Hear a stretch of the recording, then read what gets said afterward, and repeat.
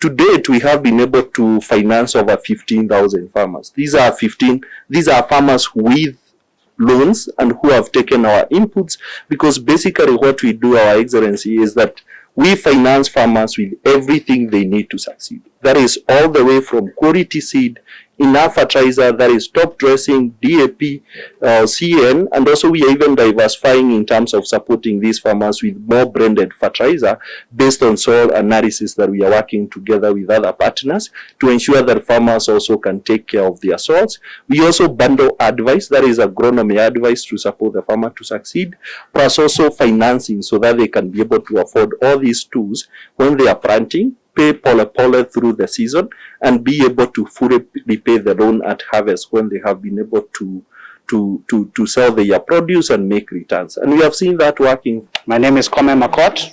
I'm the Government Relations Lead at One Acre Fund Kenya. And to date, we're now spread over 24 counties. We are headquartered in Kakamega. And we actually have about 534,000 farmers currently enrolled with our program.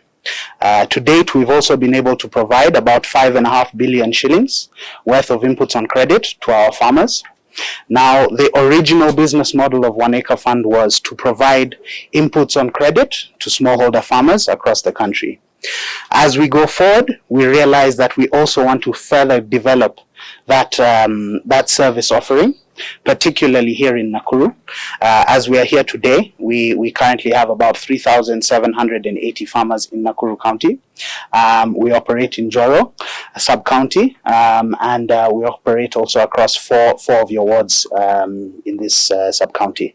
To date, we've given around 41 million shillings worth of credit this year alone, actually. And we're really looking to expand that significantly as we continue to grow. Now, I mentioned that our original business model was providing inputs on credit. That is something that we are continuously expanding.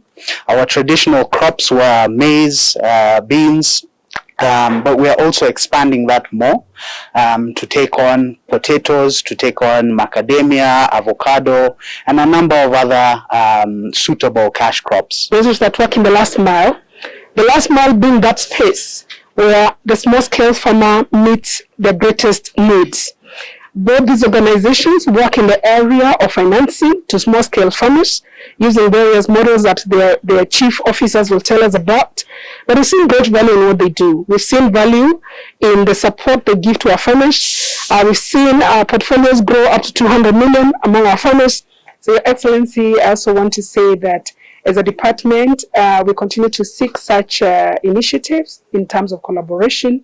I'm happy to report that we have more than 40 different such agencies that we continue to work with across the county. Nakuru is largely an agricultural county, and about 60% of our people derive their livelihood through agriculture, both directly and indirectly.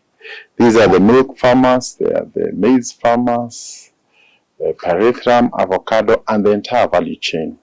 And therefore, to that extent, we know that any improvement in agriculture through the support system and otherwise will directly impact positively on our population, because your typical farmer will not have a ledger that would attract the bank. Banks are normally interested in people who have a standard salary. Every month you're getting so much, so they can de-risk their lending. And therefore, they don't want to get into a situation where they're giving somebody financing who relies on rain, and rain will rely on God. So the chain becomes a bit complicated. So farmers are largely considered not very good people to finance by the normal commercial banks, unless they have many other assets. And that is not the case for your ordinary 1 acre, 2 acre kind of a farmer. And therefore, we see a very good opportunity for the 1 acre fund together with Apollo Agriculture. In the past, we have been emphasizing that loans or funding for agriculture or any other subsector must also go with training, so that people don't just get money, but they don't get the training necessary to ensure that they're able to produce and therefore be able to pay.